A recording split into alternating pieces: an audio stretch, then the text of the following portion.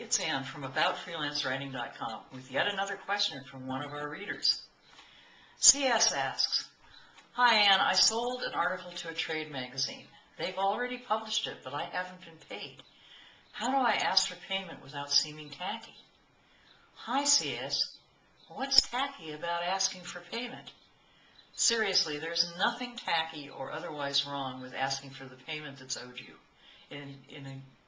Part of being a successful freelance writer is being a good business person, and that includes making sure you get paid enough and on time. So I would double check the market listing. They may have said payment on 30 days after publication, but if they don't specify, pick up the phone and call the editor. Call the number, ask for the editor.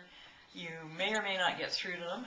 Ask him what the standard is on paying. Chances are he or she's going to say something like, it'll be, soon, and I have to send an invoice over to accounting.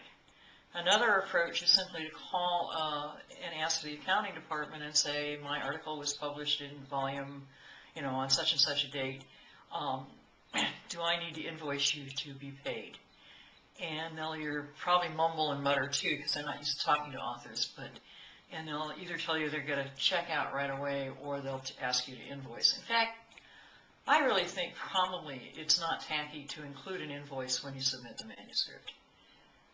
That may feel a little gutsy, but if they said they're going to publish it and it's pay on publication to submit the invoice right along with the manuscript, I'd say go for it.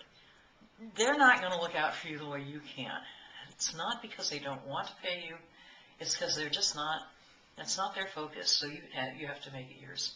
So by all means, send them an invoice, pick up the phone, call the editor or accounting or both, and make sure you get paid. Thanks for writing. Now, if you have a question about freelance writing, please send an email to me, Ann, A-N-N-E, at aboutfreelancewriting.com. Put Q&A in the subject line so I don't get you in my spam folder, and chances are I'll be able to answer your question too. Thank you.